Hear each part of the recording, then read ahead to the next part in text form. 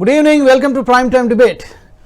వచ్చే సార్వత్రిక ఎన్నికల కోసం భారతీయ జనతా పార్టీ మొదటి జాబితాను విడుదల చేసింది. 195 మంది అభ్యర్థులతో మొదటి జాబితాను విడుదల చేసింది. అందులో తెలంగాణ రాష్ట్రానికి సంబంధించి 9 మంది అభ్యర్థులను ప్రకటించడం జరిగింది. అలాగే వివిధ రాష్ట్రాల వారీగా కూడా పశ్చిమ బెంగాల్ 27, మధ్యప్రదేశ్ 24, గుజరాత్ 15, రాజస్థాన్ 15, అలాగే కేరళ 12, జార్ఖండ్ 11, ఛత్తీస్గఢ్ 12, ఢిల్లీ 5, జమ్మూ కాశ్మీర్ 2, ఇంకా మిగతా రాష్ట్రాల గురించి కూడా మాట్లాడదాం. ఈరోజు ప్రకటించినటువంటి ఈ మొదటి జాబితాలో సామాజిక సమీకరణాలను ఏ విధంగా బ్యాలెన్స్ చేశారు, గెలుపు గుర్రాలు ఎవరెవరు, ఈ స్వాట్ అనాలిసిస్, స్ట్రెంగ్త్, బలాబలాలు ఏంటి, ఆపర్చునిటీస్ ఏంటి, అడ్డంకులు ఏంటి, దీని గురించి విశ్లేషించేటువంటి ప్రయత్నం చేద్దాం. నాతో పాటు స్టూడియోలో అందుబాటులో ఉన్నారు Nationalist hub founder CEO Saikrishna గారు. అలాగే నాకు లైవ్లో జాయిన్ అవుతున్నారు రాజకీయ విశ్లేషకులు పెంటపాటి పుల్లారావు గారు, అలాగే ప్రసాద్ పేకేటి గారు, అలాగే ఉప్పల లక్ష్మణ్ గారు, అలాగే కిషోర్ తుపాటి గారు కూడా. I will come to you later. ముందుగా సాయి గారు, గుడ్ ఈవినింగ్.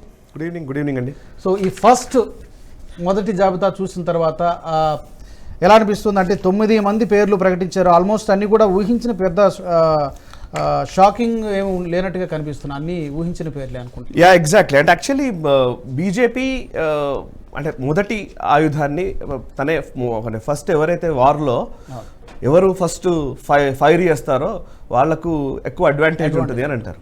అంటే ఒక్కోసారి జరగవచ్చు, ఒక్కోసారి జరగకపోవచ్చు. బట్ బీజేపీ మాత్రం చాలా కాన్ఫిడెంట్గా ఉంది అని చెప్పే ప్రయత్నం అయితే గత ఈ ఎలక్షన్ స్టార్ట్ అయినప్పటి నుంచి మనం చూస్తున్నాం.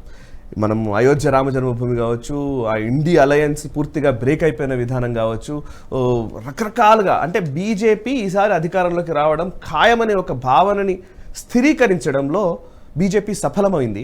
అండ్ ఇప్పుడు ఇంకా విశ్లేషకులు ఉన్నారు, సీనియర్ జర్నలిస్ట్ మన లక్ష్మణ్ గారు కావచ్చు, పెంటపాటి పుల్లారావు గారు కావచ్చు, కిషోర్ గారు కావచ్చు, ఈవెన్ ప్రసాద్ గారు కావచ్చు, వాళ్ళు ఇంకా అద్భుతమైన కొంచెం ఇన్ డీటెయిల్డ్ అనాలిసిస్ ఇస్తారు. నిజానికి నేను జస్ట్ ఓపెనింగ్ రిమార్క్స్లో నేను మాట్లాడాలనుకున్నాను. అండ్ అందరికీ కూడా నమస్కారం, ప్యానలిస్టులు అందరికీ కూడా. అసలు ఫస్ట్ ఇందులో 195 క్యాండిడేట్స్ అంటున్నారు కదా, ఇందులో మేజర్గా పెద్ద మెరుపులు కనిపించట్లేదు. అంటే ఇక్కడ అసలు ఏదో డిఫరెంట్ యాటిట్యూడ్తో బీజేపీ బిహేవ్ చేస్తుంది అనడానికి కొంత కేరళలో పరిణామాలు కనబడుతున్నాయి. మలప్పురం నుంచి డాక్టర్ అబ్దుల్ సలాంకి టికెట్ ఇచ్చారు. అది నిజానికి ముస్లిం పాపులేషన్ ఎక్కువగా ఉన్నటువంటి ఏరియా, UML సీట్ అది. సో అక్కడ మళ్ళీ ఇంకొక ముస్లిం అభ్యర్థినే నిలబెట్టడం అనేది అక్కడ కనబడుతోంది. అండ్ తిరువనంతపురం నుంచి రాజీవ్ చంద్రశేఖర్ని చూస్ చేసుకున్నారు. ఆయన IT మినిస్టర్. సో ఆయన్ని చూస్ చేసుకోవడం. అండ్ ఇంకొక వైపు సురేష్ గోపికి టికెట్ ఇవ్వడం త్రిశూర్ నుంచి. మనకు తెలుసు మోదీ గారు కేరళకి వెళ్ళిన సందర్భంలో మనం గురువాయూర్కి వెళ్ళడము, అండ్ సురేష్ గోపి కూతురు వివాహానికి హాజరు కావడము, అవన్నీ చూసాం మనం. సో బేసికల్లీ కేరళకు సంబంధించి ఒక భావన ఉంటే మనం సదరన్ స్టేట్స్ మీద కొంత ఫోకస్ పెట్టినట్టుగానే మనకు కనబడుతోంది. అండ్ యూపీలో 50 సీట్లు ప్రకటించారు, 51 సీట్లు యూపీలో. మధ్యప్రదేశ్లో 24 సీట్లు, గుజరాత్లో 15, రాజస్థాన్లో 15, కేరళ 12 సీట్లు ప్రకటించారు. కేరళ ఒకవైపు ఉంటే తెలంగాణలో 9 సీట్లను ప్రకటించారు. తెలంగాణలో చూసినట్లయితే తెలంగాణలో మొన్న అసెంబ్లీ ఎలక్షన్స్లో బీఆర్ఎస్ వర్సెస్ కాంగ్రెస్గా ఉంది. బీఆర్ఎస్ అధికారాన్ని కోల్పోయింది. సో పార్లమెంట్ ఎలక్షన్స్కి వస్తే పెద్ద ఓటు మోదీకే అనే ఒక భావనని ప్రజలు కూడా చాలా వరకు తెలంగాణలో వ్యక్తం చేసిన సందర్భంలో పెద్ద ఓటు, లోక్సభ ఓట్లు మోదీకే వేసే అవకాశాలు ఉన్నాయి అనుకుంటున్న సందర్భంలో మనం ఉన్నాం. బీజేపీ వర్సెస్ కాంగ్రెస్ అనే ఒక వాతావరణం లోక్సభలో ఉంటుంది అనుకున్న టైంలో బీఆర్ఎస్ పార్టీ నుంచి 2 సిట్టింగ్ ఎంపీలు బీజేపీలోకి వచ్చారు. జహీరాబాద్ నుంచి బీబీ పాటిల్ కావచ్చు, అటు మహబూబ్ నాగర్ కర్నూలు నుంచి రాములు గారు కావచ్చు. సో రాములు గారి కొడుక్కి టికెట్ ఈరోజు భరత్కి ఇవ్వడం జరిగింది. అండ్ బీబీ పాటిల్కి అలాగే జహీరాబాద్ స్థానాన్ని ఇవ్వడం జరిగింది. అండ్ మిగతా సిట్టింగ్ ఎంపీల్లోకి వస్తే తెలంగాణకు సంబంధించి టేకవీస్గా చెప్పుకోవాలంటే 4 సిట్టింగ్ ఎంపీలు బీజేపీ నుంచి ఉన్నారు. కిషన్ రెడ్డి గారు సికింద్రాబాద్ నుంచి కావచ్చు, అటు కరీంనగర్ నుంచి బండి సంజయ్ కావచ్చు, అండ్ నిజామాబాద్ నుంచి అరవింద్ కావచ్చు. ఈ ముగ్గురికి సీట్లు ఇచ్చారు ఈసారి కూడా. బట్ ఆదిలాబాద్ మాత్రం ఆపారు, ఆదిలాబాద్ హోల్డ్ చేశారు. ఇది చాలా కొంత కీలకమైన అంశంగానే నేను భావిస్తూ ఉన్నాను. ఎందుకంటే ఆదిలాబాద్ నుంచి 4 ఎమ్మెల్యేలు గెలిచారు మొన్న బీజేపీకి. అండ్ చాలా ఖచ్చితంగా గెలవగలిగే స్థానం ఆదిలాబాద్ అనే ఒక అభిప్రాయం చాలా వరకు ఉంది బీజేపీకి. బట్ ఎందుకు టికెట్ అనౌన్స్ చేయలేదు అని అంటే అక్కడ వ్యక్తిగతంగా అంటే ఆ క్యాండిడేట్ పట్ల ఎవరైతే అక్కడ సోయం బాపురావు గారు ఉన్నారో ఆయన పట్ల కొంత వ్యతిరేకత ఉంది అనే ఒక అభిప్రాయము అధిష్టానానికి వెళ్ళింది అనే ఒక రిపోర్ట్స్ ఉన్నాయనేది తెలుస్తున్న విషయం. అండ్ ఇంకోవైపు ఈటల రాజేందర్ గారికి మల్కాజ్గిరి స్థానాన్ని ఇవ్వడం జరిగింది. మల్కాజ్గిరి నుంచి మల్కం కొమరయ్య కావచ్చు, ఇంకా కొంతమంది చాలా సీరియస్గానే ప్రయత్నాలు చేశారు మల్కాజ్గిరి స్థానాన్ని తీసుకోవడం కోసం. అక్కడ వాళ్ళ అందరికీ కూడా పక్కన పెట్టేసి ఈటల రాజేందర్ వైపే అధిష్టానం మొగ్గు చూపింది. నాకు తెలంగాణలో టేకవేగా కనబడుతుంది ఏంటంటే, తెలంగాణలో 2 మెసేజెస్ చాలా క్లియర్గా ఇవ్వాలనుకున్నారు. ఒకటి, మేము ఈ ఎలక్షన్స్లో గట్టిగా మేము పోటీ చేస్తున్నాము, గట్టిగానే వెళ్ళాలనుకుంటున్నాము, క్యాండిడేట్స్ని చాలా సమర్థవంతంగానే మేము ప్రయత్నం చేస్తున్నామనే ఒక మెసేజ్. ఎందుకంటే బూర నర్సయ్య గౌడ్కి భువనగిరి నుంచి ఇవ్వడం కావచ్చు, చేవెళ్ల నుంచి కొండా విశ్వేశ్వరరెడ్డికి ఇవ్వడం కావచ్చు, వీళ్ళిద్దరూ కూడా గతంలో ఎంపీగా గెలిచిన వాళ్ళే. అంటే గెలిచే అభ్యర్థులకు మేము ఇస్తాము అనే ఒక మెసేజ్ని ఇస్తున్నారు. అండ్ బీఆర్ఎస్ నుంచి వచ్చే వాళ్ళకి కూడా డోర్స్ ఓపెన్గానే ఉన్నాయనే ఒక మెసేజ్ ఇస్తున్నారు. రేపొద్దున 9 మందిని ప్రకటించారు కదా, రేపొద్దున ఇంకా ఎవరైనా సరే, ఇప్పుడు ఖమ్మమో లేకపోతే వరంగలో లేకపోతే ఇంకా పెద్దపల్లిలో ఇట్లాంటి వేరే వేరే కాన్స్టిట్యుయెన్సీస్లో బీజేపీ పెద్ద బలంగా లేని ప్లేసుల్లో బీఆర్ఎస్ నుంచి వచ్చే వాళ్ళకి డోర్స్ ఓపెన్ చేశారని నేను అనుకుంటున్నాను. సో ఆ మెసేజ్ని సిగ్నిఫికెంట్గా గట్టిగా ఇచ్చారు. అంటే నిన్నగాక మొన్న రెండు రోజుల క్రితం జాయిన్ అయిన వాళ్ళు, 1-2 రోజుల్లోనే జాయిన్ అయిన వ్యక్తులని ఆటోమేటిక్గా వాళ్ళు లిస్ట్లో పెట్టారు. సో మెదక్ ఇంకా డిసైడ్ చేసుకోలేదు, ఇంకా కొన్ని ప్లేసెస్ని డిసైడ్ చేయలేదు.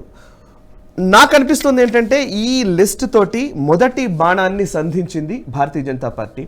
అండ్ మిగతా రాష్ట్రాల్లో చూస్తే అమేధి స్మృతి ఇరానీ కంటిన్యూ చేయడము, చాలా వరకు అందరినీ కొత్తగా మెరుపులు ఏమో ఉన్నాయన్నట్టుగా కనిపించలేదు, సంచలనాలు ఏం లేవు. కానీ క్లియర్ మెసేజ్ అయితే స్పష్టత ఉంది మాకు మా లిస్ట్లో అనే ఒక అభిప్రాయాన్ని బీజేపీ అధిష్టానం ఇవ్వదలుచుకుంది అని నేను అనుకుంటున్నాను. అండ్ తెలంగాణకు సంబంధించినంత వరకు అయితే 9 సీట్లు గెలవగలిగే సీట్లనే ప్రకటించారు. టార్గెట్ కూడా 10 గెలవగలుగుతాము అని అనుకుంటున్న లిస్ట్ మనం తీస్తే కనుక అందులో 9 ఉంటాయి. హైదరాబాద్ మాధవిలతకి టికెట్ ఇవ్వడం. నేను మాధవిలత గారితో 2-3 సార్లు మనం మాట్లాడుతూనే ఉన్నాం. ఈ మధ్యకాలంలో సోషల్ మీడియాలో విపరీతమైనటువంటి ట్రాక్షన్ బిల్డ్ చేయగలిగిన వ్యక్తిగా మాధవిలతకి పేరుంది. అండ్ అసదుద్దీన్ ఓవైసీని ఢీకొనాలి అనంటే, అసదుద్దీన్ ఓవైసీని నిలువరించగలగాలి అనంటే ఒక ఉమెన్ని బరిలోకి దింపడం అనేది ఒక స్ట్రాటజికల్లీ ఒక కీలకమైన పరిణామంగా నేను చూస్తూ ఉన్నాను. బట్ రాజాసింగ్ పేరు అంత వినిపించింది హైదరాబాద్కి సంబంధించి. బట్ రాజాసింగ్ని నిలబెట్టడం, ఆయనకు రాజాసింగ్కి స్వయంగా తనకి ఇష్టం ఉందో లేదో కూడా కొంత చూడాల్సిన అంశము.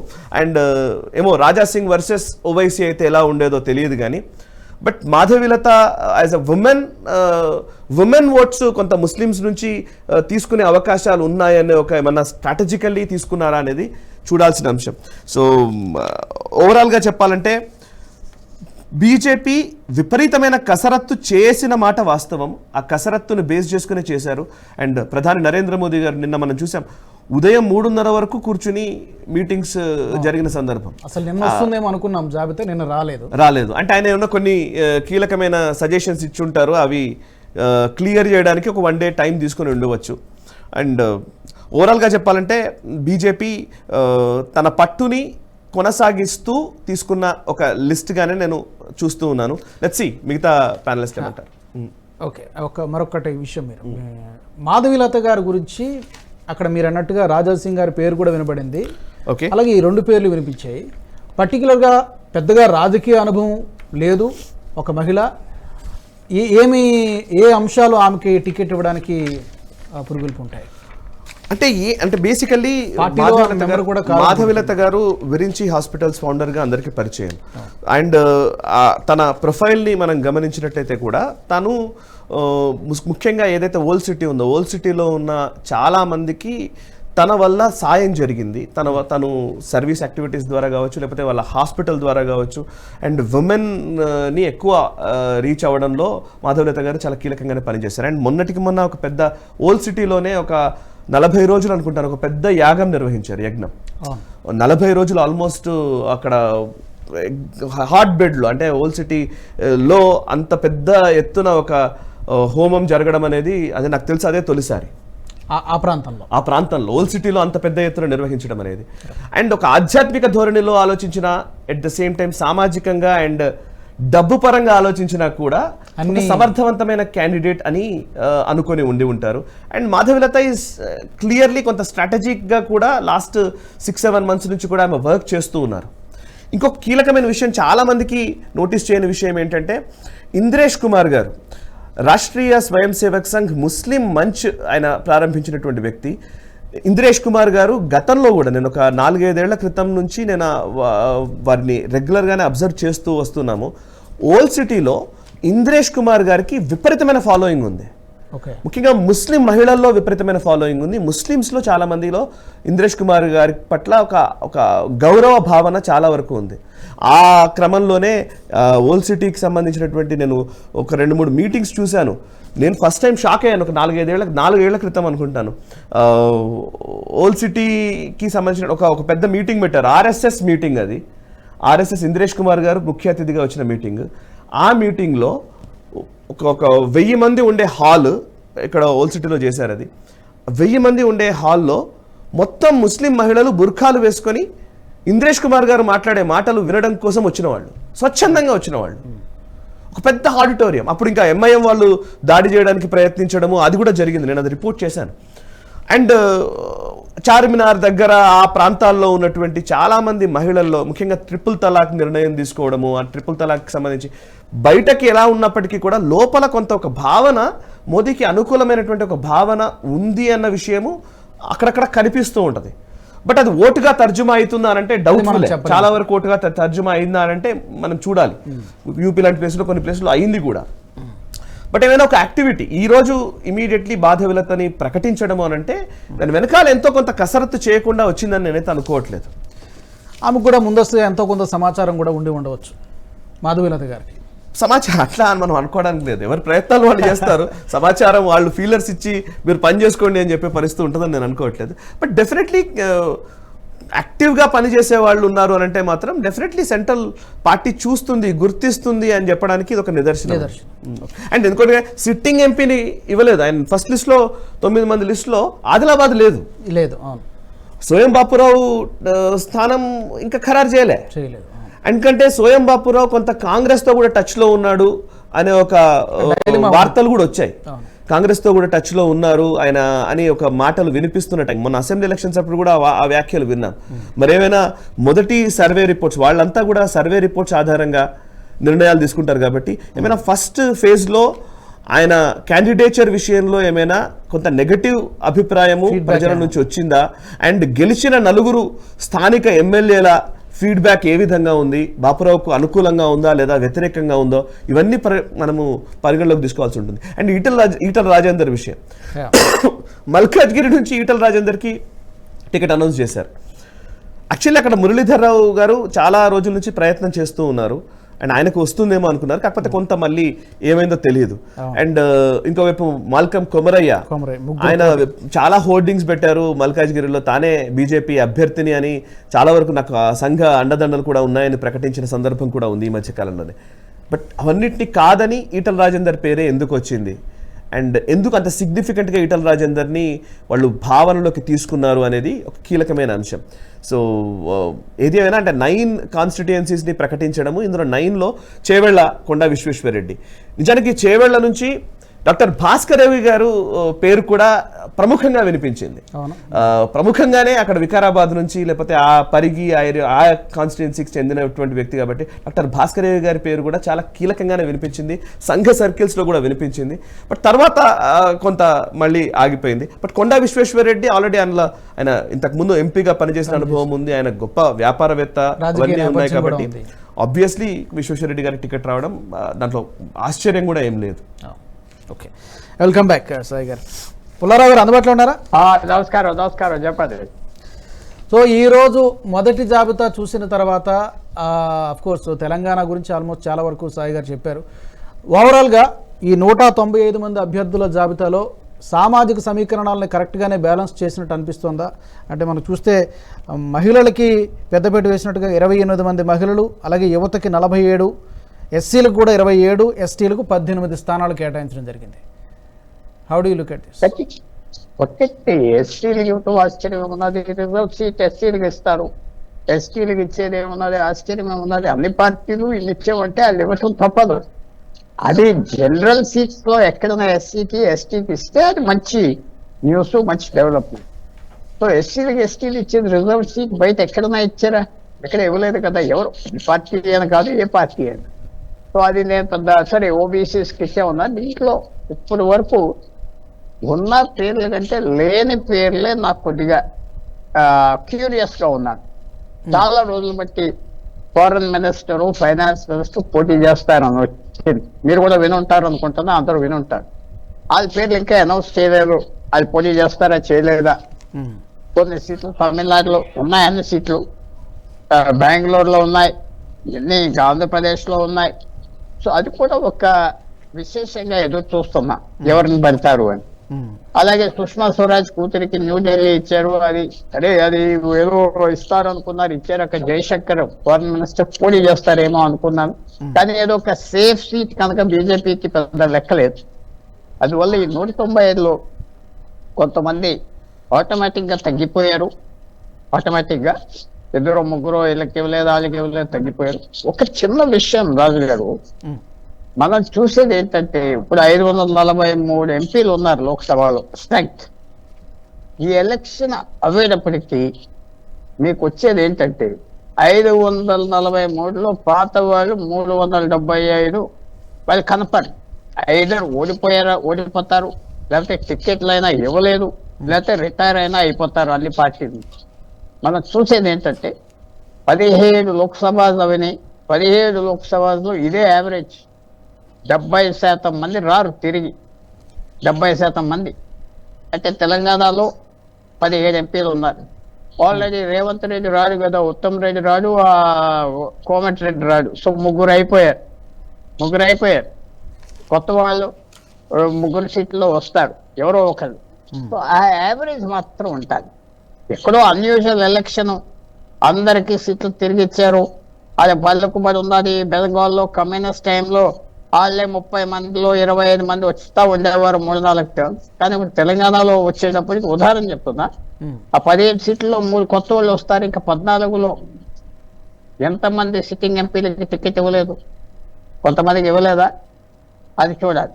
సిట్టింగ్ ఎంపీలు ఏ పార్టీ ఇవ్వకపోతే తగ్గిపోతారు. సో మనం ఎలక్షన్ అయ్యేటప్పటికీ తెలంగాణలో దాదాపు 10 పేర్లు, కొత్త పేర్లు వస్తాయి మినిమం. ఓవైసీ గెలిచినా, మిగతా ఎవరైనా సిట్టింగ్ గెలిచినా. సో ఈ మార్పు అనేది దేశవ్యాప్తంగా వస్తుంది.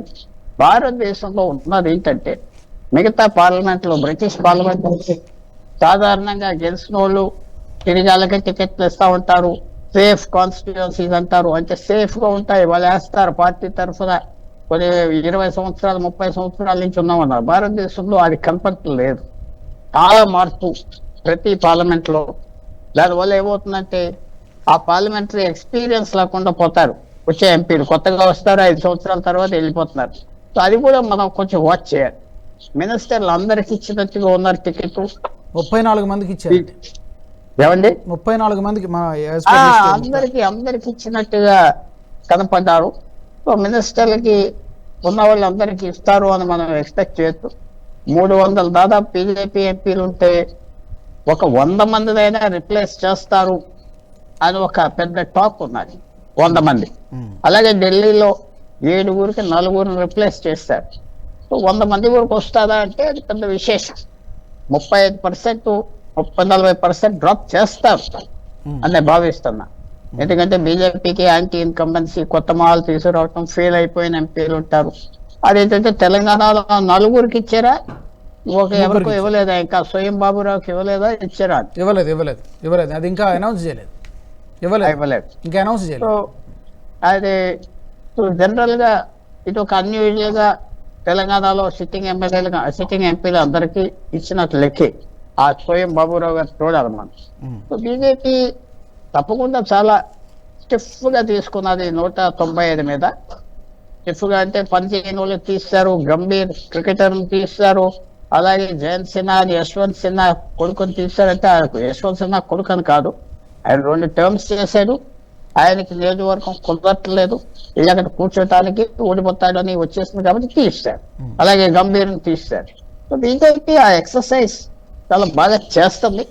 మిగతా పార్టీల కంటే కొంచెం, కానీ ఒక పాయింట్ మాత్రం నేను అగ్రీ అవ్వను. అన్ని పేపర్లు ఏమన్నారంటే ఫస్ట్ మూవర్ అడ్వాంటేజ్, తొందరగా డిక్లేర్ చేశారు, ఇది విశేషంగా వెళ్ళి ఆర్గనైజ్ చేసుకుంటారు బ్రహ్మాండం అని ఏదో చెప్తారు, కానీ అది ఎంతో దూరం వెళ్ళక్కర్లేదు. కేసీఆర్ 4 నెలల ముందర అనౌన్స్ చేసి దాని గురించి ఓడిపోయాడని నేను అప్పటి నుంచి చెప్తా వచ్చాను. ఎందుకంటే ఆ క్యాండిడేట్స్ ఎలక్షన్ డేట్ వచ్చేటప్పటికి పాత అయిపోయారు, ఖర్చు అయిపోయారు, కొత్త క్యాండిడేట్స్ ఫ్రెష్ గా వచ్చారు. లాస్ట్ డే డిక్లేర్ అవ్వని క్యాండిడేట్ ఒక కొత్త మనిషిలాగా వచ్చేది, ఫ్రెష్ ఎయిర్ లాగా వచ్చేది. సో ఇది సరే, నరేంద్ర మోడీ గారికి వారణాసి నుంచి ఎవరా, అమిత్ షాకి గాంధీనగర్ నుంచి ఎవరా, రాజ్నాథ్ సింగ్ కి లక్నో నుంచి ఎవరా, అది కాదు కదా, వాళ్ళకి అందరికి ఇస్తారు. సో అనౌన్స్ చేస్తారు. నేను మొత్తం అనుకుంటున్నా ఎంత డిలే చేస్తే కొత్త వాళ్ళకి అంత మంచిది వాళ్ళకి. ఎందుకంటే వాళ్ళు ఎవరో క్యాండిడేట్ అని తెలియకుండా కొంచెం సర్ప్రైజ్ ఎలిమెంట్ ఉంటుంది. ఎలాగో పార్టీ బలంగా ఉన్నారు కాబట్టి క్యాండిడేట్ మోసేది ఏం లేదు. సో అది కూడా మనం ఎర్లీ డిక్లరేషన్ ఒకసారి మంచిది కాదు. తెలంగాణలో కూడా అది మంచిదా అంటే నేను కాదు అనుకుంటున్నా. ఎందుకంటే కాంగ్రెస్ పార్టీ అధికారంలో ఉన్నది, బలంగా ఆర్గనైజ్ చేస్తున్నారు, వీళ్ళ బలబలాలు చూసి వాళ్ళ క్యాండిడేట్స్ డిక్లేర్ చేస్తారు. అందువల్ల కొద్దిగా ఒక చోట ఎర్లీగా డిక్లేర్ చేస్తే మంచిది, ఒక చోట ఎర్లీగా డిక్లేర్ చేస్తే మంచిది కాదని భావిస్తున్నా. ఎందుకంటే ఏంటంటే తెలంగాణలో కొత్తగా బీజేపీకి పెద్ద ఛాలెంజ్. ఎందుకంటే 4 సీట్లు ఉంచుకోవాలి, కొన్ని 4 సీట్లు సంపాదించుకోవాలి. సో ఆ ఛాలెంజ్ ఎలా ఉంటుంది? క్యాండిడేట్స్ మీద ఆధారపడుతున్నారా, మోడీ మీద ఆధారపడుతున్నారా, ఆ ప్రశ్న ఉంది. ఓకే పుల్లారావు గారు, welcome back to you again. Prasad గారు నమస్తే. ప్రసాద్ గారు వినపడుతుందా? నమస్కారం అండి. ప్రసాద్ గారు, పర్టికులర్గా మనం తెలంగాణలో చూసుకుంటే ఈ 9 మంది జాబితా విడుదల చేసిన తర్వాత ఇప్పుడు పుల్లారావు గారు చెప్పినట్టుగా ఒక్కోసారి ముందుగా ప్రకటించడం అనేది ఒక్కోసారి అడ్వాంటేజ్ అవుతుంది, ఒక్కోసారి డిసడ్వాంటేజ్ అవుతుంది. ఎందుకంటే ఇక్కడ కాంగ్రెస్ రూలింగ్లో ఉంది కాబట్టి. మీరు ఎలా చూస్తారు? ముందుగా ప్రకటించడం అనేది డెఫినెట్గా ఇందాక ముందుగా సాయి గారు చెప్పినట్టుగా ఆ సైకలాజికల్ అడ్వాంటేజ్ డెఫినెట్గా ఉంటుంది. బరిలో ముందు మేము దిగాం, మేము సిద్ధం అనేటువంటి ఒక అడ్వాంటేజ్ ఎంతవరకు ఉంటుందంటారు తెలంగాణలో? సో తెలంగాణలో ఖచ్చితంగా ఉంటుంది. బీజేపీ వాళ్ళు అసెంబ్లీ ఎలక్షన్స్ నుంచి నేర్చుకున్న పెద్ద గుణపాఠం ఏదైనా ఉంది అంటే, మనకి ఫేవరబుల్ గా ఉన్న సీట్లలో అట్లీస్ట్ ముందు క్యాండిడేట్ డిక్లేర్ చేసేద్దామని. సో ఒకవేళ కొన్ని గెలిచే సీట్లు కూడా బీజేపీ ఓడిపోవడం కారణం ఏంటంటే లాస్ట్ మినిట్ వరకు డిక్లేర్ చేయలేదు అసెంబ్లీ ఎలక్షన్స్ లో. ఎందుకంటే రిబెల్స్ వస్తారు, లేకపోతే అటు అవుతుంది ఇటు అవుతుంది. మీకు చిన్న ఉదాహరణ, ఇక్కడ మీరు మల్కాజిగిరి తీసుకోండి. మురళీధర్ రావు గారు దగ్గర దగ్గర 4 సంవత్సరాలు ఆయన మొత్తం డిజిటల్ కాన్క్లేవ్ అని లేకపోతే ఆ మీటింగ్ అవన్నీ పెట్టి ప్రిపేర్ అయ్యారు వారు. సో అలాగే మన వీరేందర్ గౌడ్ గారు, అంటే వారు మన దేవేందర్ గౌడ్ గారు వారి అబ్బాయి, ఆయన కూడా బాగానే కష్టపడ్డారు. అలాగే చాలా మంది మల్కాజిగిరి కష్టపడ్డారు.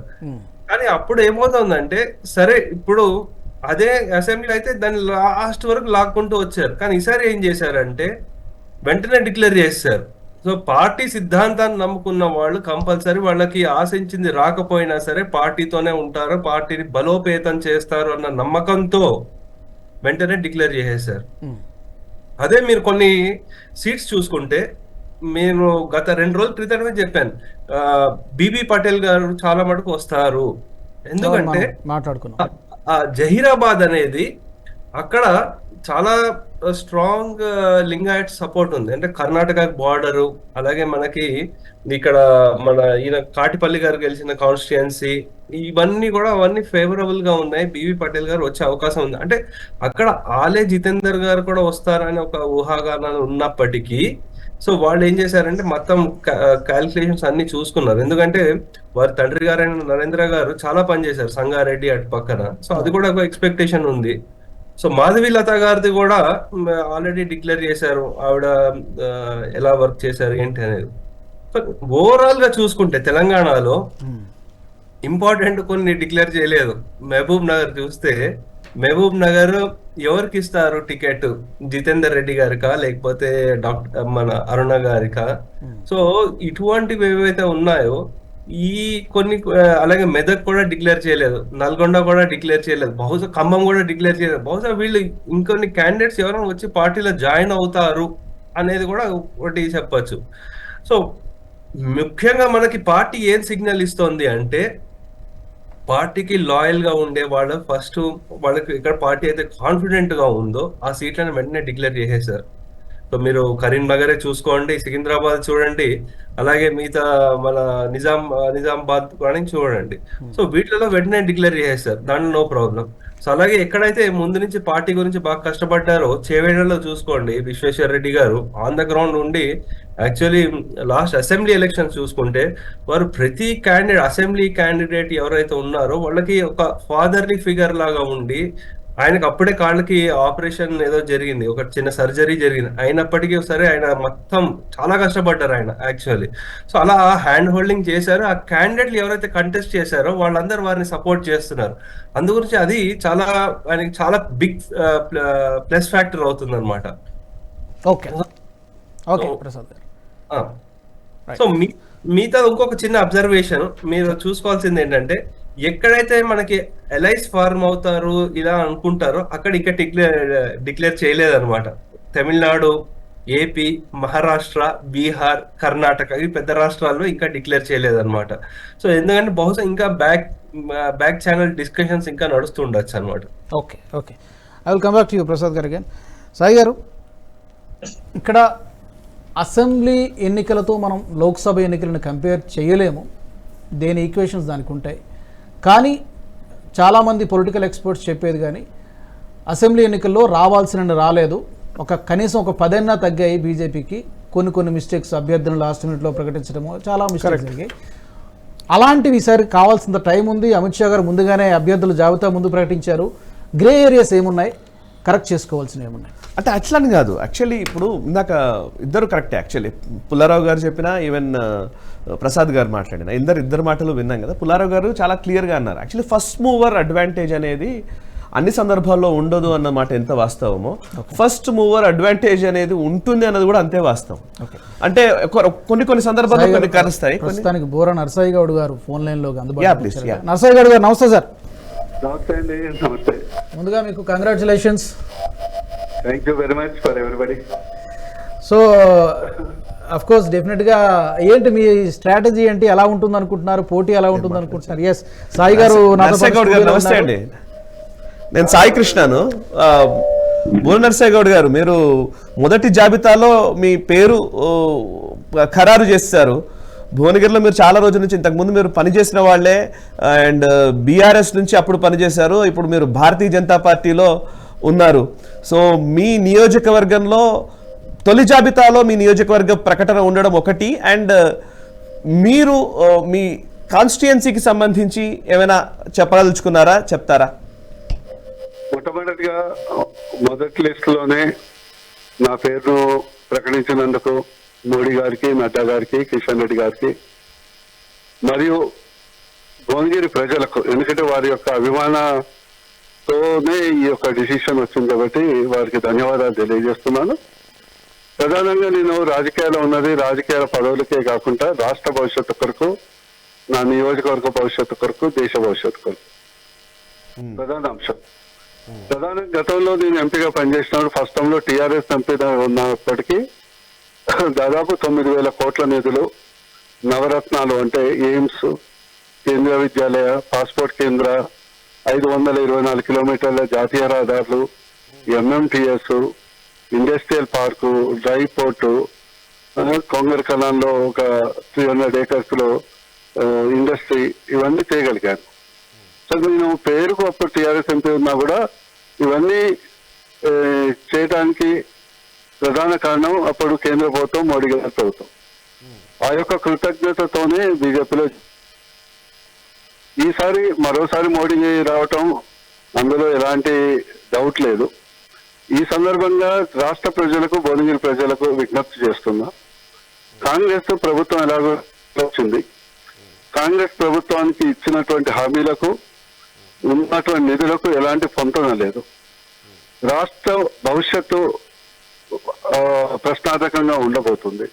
ఇలాంటి సందర్భాల్లో భువనగిరి నుంచి నన్ను, మిగతా 16 స్థానాల నుంచి కూడా బీజేపీ ఎంపీని గెలిస్తే 100% రాజకీయాలు, ఎలక్షన్ తర్వాత రాజకీయాలు పక్కన పెట్టి రాష్ట్ర భవిష్యత్తు కొరకు అత్యధిక నిధులు ప్రాజెక్టు తెచ్చేటందుకు మేము కృషి చేస్తాం. అది రాష్ట్రానికి ఉపయోగపడుతుంది. ప్రజలకు మీ ద్వారా విజ్ఞప్తి చేస్తున్న 3 పాయింట్లు. మీ ముందు 3 పార్టీలు ఉన్నాయి. ఒకటి కాంగ్రెస్, ఒకటి టీఆర్ఎస్, ఒకటి బీజేపీ. కాంగ్రెస్ ఇచ్చిన మొదటి చెప్పాను, ఇచ్చిన హామీలకు ఉన్న నిధులకు పొందడం లేదు. ఇప్పటి వరకు కనీసం రైతు బంధు కూడా వేసే ఆర్థిక పరిస్థితి లేదు. కాంగ్రెస్ కి వేయటం వల్ల ఎలాంటి ఉపయోగం లేదు. అక్కడ కాంగ్రెస్ 40 సీట్లు కూడా దాదాపు వచ్చే పరిస్థితి లేదు దేశంలో. ఈ రెండోది టీఆర్ఎస్ అయితే మాకు తెలుసు, ఢిల్లీలో లేదు, గల్లీ లేదు. ఇప్పుడు వాటి వల్ల టీఆర్ఎస్ కూడా ఉపయోగం లేదు కాబట్టి టీఆర్ఎస్ నాయకులు కార్యకర్తలు కూడా బీజేపీకి ఇస్తున్న లాభం. అందుకొరకు అంతిమంగా రాష్ట్ర భవిష్యత్తు, ప్రజల భవిష్యత్తు, భూమిని భవిష్యత్తు కొరకు బీజేపీ పార్టీకి కమలం గుర్తుకేస్తే మోడీ గారిని బలపరిచి మన రాష్ట్రానికి, ఎందుకంటే మన రాష్ట్రంలో కొన్ని సీట్లు తక్కువ వచ్చినా మోడీ గారు ప్రధానమంత్రి కావటం ఖాయం. కానీ మన రాష్ట్ర భవిష్యత్తు కొరకు మన బీజేపీ ఎంపీలు గెలిపించుకోవటం మన రాష్ట్ర ప్రజలకు అవసరం, భువనగిరి ప్రజలకు అవసరం. కాబట్టి మీ ద్వారా విజ్ఞప్తి చేస్తున్న విజ్ఞతతో ఆలోచించి ప్రతి ఓటు పార్టీలకు అతీతంగా I'm appealing to even Congress leaders, Congress కార్యకర్త voters, vote for the BJP and vote for Modi. బూర నరసయ్య గౌడ్ గారు, ఒక్క విషయం నేను మిమ్మల్ని అడగాలనుకుంటున్నది. నాకు తెలిసి భారతీయ జనతా పార్టీకి సంబంధించి మీరు బీఆర్ఎస్ నుంచి బీజేపీలోకి వచ్చిన తర్వాత నుంచి నేను చాలా వరకు మీ వీడియోలు నేను గమనిస్తూనే ఉన్నాం. మేము అంటే సోషల్ మీడియాలో అంటే ఏదైనా విషయం ఉంటే దాన్ని చాలా ఆకట్టుకునే విధంగా మీరే ఒక స్క్రీన్ మీద చెప్పడము అవన్నీ చేస్తూ ఉంటారు. నాకు చూశాను మీరు మొన్నటి మీ అసెంబ్లీ ఎలక్షన్స్ అప్పుడు కూడా మేనిఫెస్టో అప్పుడు కావచ్చు, బీసీసీఎం విషయం కావచ్చు, అనేక అంశాల్లో కొంచెం ఇన్నోవేటివ్గా క్యాంపెయిన్ చేయడంలో బూర నరసయ్య గౌడ్ గారు కొంచెం ప్రత్యేకత కలిగినటువంటి వ్యక్తి. అయితే పోయినసారి 2019లో మీరు తక్కువ మార్జిన్తోనే ఓడిపోయినట్టున్నారు. 5,000 చేంజ్ అంతే కదా?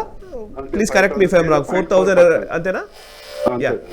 చాలా తక్కువ మార్జిన్తోనే మీరు ఓటమి పాలయ్యారు. అప్పుడు కోమటిరెడ్డి వెంకటరెడ్డి గెలిచారు. అయితే నల్గొండ, ఉమ్మడి నల్గొండ జిల్లా అనగానే అది కాంగ్రెస్కి సంబంధించిన ఇలాఖా అని చాలా వరకు ఎక్కువ మంది మాట్లాడుతూ ఉంటారు. ఇప్పుడు మీరు భారతీయ జనతా పార్టీలోకి వచ్చారు అండ్ కాంగ్రెస్ ప్రస్తుతం అధికారంలో ఉంది. కోమటిరెడ్డి వెంకటరెడ్డి అనే ఒక సీనియర్ నాయకుడు అటువైపు ఉన్నారు. అండ్ మీరు ఎట్లా ఈ కాంగ్రెస్ ఫ్యాక్టర్ని అధిగమిస్తారు అండ్ అధికారంలో ఉన్న పార్టీని ఎలా మీరు ఛాలెంజ్ చేస్తారు?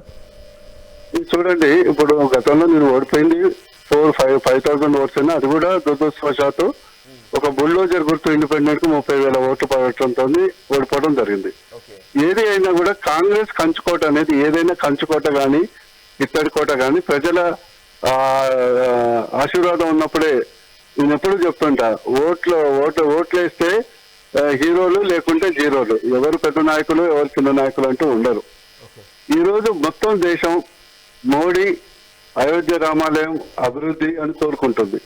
కాంగ్రెస్ కంచుకోటగా భావించే ఉమ్మడి నల్గొండ జిల్లాలో కూడా 100% బీజేపీ ఇప్పుడు భువనగిరిలో గెలవబోతుంది. భువనగిరి కోట మీద కాషాయ జెండా ఎగరేయడం అది మా పార్టీ భవిష్యత్తు కొరకే కాదు, రాష్ట్ర భవిష్యత్తు కొరకు. వచ్చే ప్రభుత్వ అసెంబ్లీ మాత్రం గతంలో మేము కొంత గవర్నమెంట్ ఫామ్ చేసేది మేము అనేక కారణాల వల్ల మేము వెనుకపోయాం. వచ్చే ప్రభుత్వం మాత్రం 100% అసెంబ్లీలో బీజేపీ ప్రభుత్వం కూడా చేయాలని ఈ 2 లక్ష్యాలతో ముందుకెళ్తున్నాం. దట్ వీల్ షో మనకు ప్రజలకు వినూత్నంగా చెప్తాం. ఇక నేను వినూత్నంగా ప్రచారం చేయడం అంటే, నేను మీకు తెలుసు సాగారు, I work with the heart. అంటే మనస్ఫూర్తిగా రాజకీయాల్లో ప్రజల భవిష్యత్తు కొరకు అండ్ ఒక్కొక్క ప్రొఫెషన్ లో ఒక డాక్టర్ని, నేను ఒక టీచింగ్ కూడా అలవాటు ఉన్న వ్యక్తి కాబట్టి ఏం చెప్పినా కూడా ప్రజలకు ఒక టీచింగ్ చేసేటట్లు, ఏదో సొల్లు కబుర్లు కాకుండా, ఏదో పెద్ద నాయకులు అనేవాళ్ళు సొల్లు కబుర్లు ఎక్కువ చెప్తుంటారు కాకుండా దీర్ఘకాలికంగా ఎట్లయితే మోడీ గారిని ఎప్పుడు కూడా దీర్ఘకాలికంగా ఆత్మనిర్భర్ ప్రధాన ఎజెండాగా ముందుకెళ్తుంటారో అదే విధంగా భువనగిరి ప్రజలను కన్విన్స్ చేసి ఉమ్మడి నల్గొండ జిల్లాలో పాగవేయటం కాకుండా ఒకటి మాత్రం నేను చెప్పగలను సాయి గారు, మనం ఈ యొక్క పార్లమెంట్ ఎన్నికల్లో చాలా సర్ప్రైజ్ రిజల్ట్స్ చూస్తారు. ఓకే, సర్ప్రైజ్ అంటే తెలంగాణలో బీజేపీ పాజిటివ్ గా అనుకున్న దానికంటే ఇంకా ఎక్కువ సర్ప్రైజ్ రిజల్ట్ చూస్తారని మా యొక్క 6th సెన్స్ ప్రజల యొక్క అభిమానం, ప్రజల యొక్క రెస్పాన్స్ క్షేత్రస్థాయిలో కనిపిస్తుంది. Right. All the very best బూర నరసయ్య గౌడ్ గారు. Thank you. ధన్యవాదాలండి. థ్యాంక్ యూ ఫోన్ లైన్లోకి వచ్చినందుకు. సాయి గారు ఇందాక మనం ఇప్పుడు కాన్ఫిడెన్స్ తెలుస్తోంది ఆ మాటల్లో. ఇందాక మీరు అడిగిన దాంట్లో నాకు అనిపిస్తుంది basic thing first mover advantage గురించి మనం మాట్లాడాం కదా. యాక్చువల్లీ పెంటపాటి పుల్లారావు గారు చెప్పింది కరెక్టే. ఫస్ట్ మూవర్ అడ్వాంటేజ్ అనేది అన్ని సందర్భాల్లో ఉంటుంది అనుకోవడానికి కూడా లేదు. కేసీఆర్ గారు స్పష్టమైన ఉదాహరణ. అదే కేసీఆర్ గారు ఫస్ట్ మూవర్ అడ్వాంటేజ్ 2018లో వచ్చింది మరి ఆయనకి. సరే అంటే గెలిచిన తర్వాత ఒకలాగా, గెలవక ముందు ఒకలాగా అందరం మాట్లాడతాం, అది వేరే విషయము. బట్ బీజేపీకి సంబంధించినంత వరకు వాళ్ళు అంటే నేను హౌ బీజేపీ విన్స్ 2019 అంతకుముందు హౌ బీజేపీ విన్స్ అనే దాని మీద చాలా క్రిటికల్ అనాలిసిస్ తోటి చాలా పుస్తకాలు వచ్చాయి. యాక్చువల్లీ నేను కొంత రాజ్దీప్ సర్దేశాయ్ కూడా రాశారు పుస్తకం. అందులో చూస్తే అంటే బీజేపీకి సంబంధించిన ముఖ్యంగా మోదీ గారికి సంబంధించినంత వరకు ఆయన బీజేపీ మెయిన్ ఆయన్నే లీడ్ చేస్తున్నంతసేపు చాలా ముందు నుంచి ప్లానింగ్ జరుగుతుందండి. చాలా ఇంత అంటే మెటిక్యులస్గా ప్లానింగ్ జరుగుతుంది, అందులో సందేహం అక్కర్లేదు. మీరు పోయినసారి నేను ఇది 2-3 సార్లు కూడా మన దాంట్లో కూడా చెప్పాను, 303 సీట్లు 2019లో గెలిస్తే అందులో సుమారు 270 సీట్లు 50,000 పైచిలుకు మెజారిటీతోనే గెలిచారు. ఓకే, 2 లక్ష పైచిలుకు మెజారిటీతో గెలిచినవి 220 పైన 20-30 మధ్యలో ఉన్నాయి. 1,00,000 పైచిలుకు మెజారిటీతో గెలిచినవి. అండ్ చాలామంది అనుకుంటారు ఆల్రెడీ ఉన్న సీట్లు ఇప్పుడు మన దగ్గర ఆంధ్రప్రదేశ్లో చాలా వరకు చర్చ జరిగింది 2019 ఎలక్షన్స్ అప్పుడు. నేను చాలా మందితో అనేవాడిని అప్పుడు మన మీడియాలో వచ్చిన చర్చ ఏంటంటే నంబర్ అంటే అంతకుముందు 270 సీట్లు గెలిచారు, అందులో చాలా వరకు సీట్లు పోతున్నాయి, 100 సీట్లు పోతాయి, పలానా దగ్గర ఇన్ని పోతాయి, పలానా దగ్గర ఇన్ని పోతాయి, పలానా దగ్గర ఇన్ని పోతాయి, ఇంతకు ముందు ఉన్న అడ్వాంటేజ్ ఇప్పుడు లేదు, అండ్ ఎన్డీఏ నుంచి భాగస్వామ్య పక్షాలు బయటకు వచ్చాయి అనే నేరేటివ్ ఇచ్చారు. కానీ అమిత్ షా అందులో ఆయన పుస్తకాలు వాటిలో తెలిసిందండి, అమిత్ షా స్ట్రాటజీ ఏంటంటే మనం కోల్పోతాం అనుకున్న సీట్లను కోల్పోతాము, కానీ నెంబర్ 2 వచ్చిన సీట్లలో వాళ్ళు ఫోకస్ చేశారు. 1-2 years క్రితం నుంచే ఫోకస్ చేశారు. నెంబర్ 2లో ఎంతైతే 5,000 మెజారిటీ వచ్చినవి, ఇందాక బూర నర్సయ్య గౌడ్ గారిది 5,000 మెజారిటీలో ఓడిపోయారు ఆయన, 4,700 సంథింగ్ మెజారిటీతో ఓడిపోయారు. అలాంటి సీట్లు కనీసం 150 ఉన్నాయంట 2019లోనే.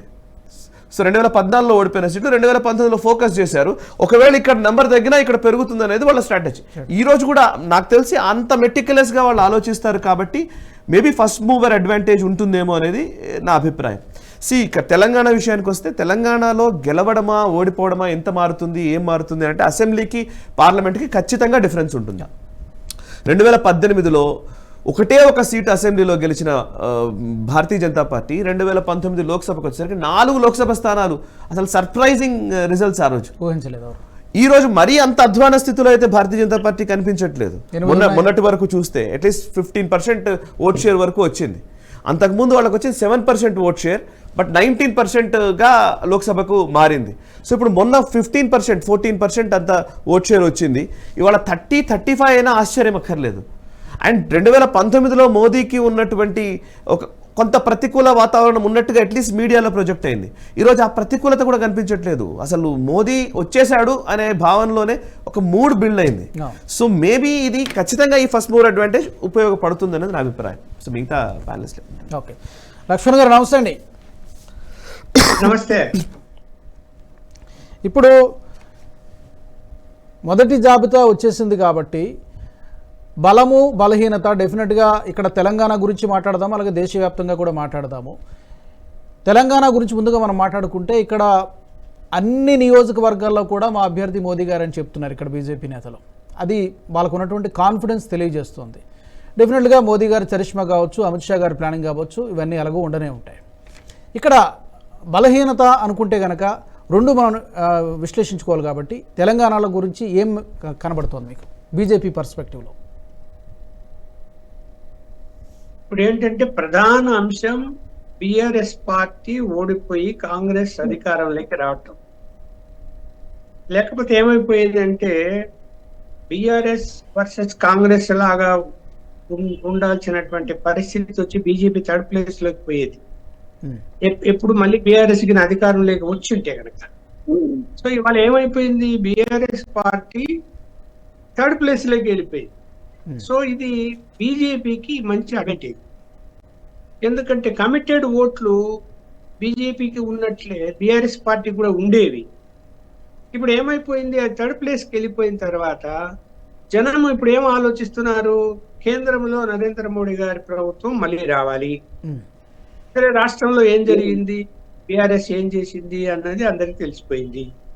ఇప్పుడు బీఆర్ఎస్ పార్టీ కేంద్రంలో కూడా చక్రం తిప్పాలి అని అది పార్టీ పేరే మార్చి మొత్తం దేశవ్యాప్తంగా నేను నెట్వర్క్ క్రియేట్ చేస్తానని పక్కనున్న ఆంధ్రప్రదేశ్ లో, మహారాష్ట్రలో కమిటీలు వేసి, మహారాష్ట్రకు కూడా ముఖ్య కేసీఆర్ గారు వెళ్ళి మీటింగులు పెట్టి ఎంత ప్రయత్నం చేశాడో అది మొత్తం బుడిదలో వేసిన పన్నీర్ అయిపోయి.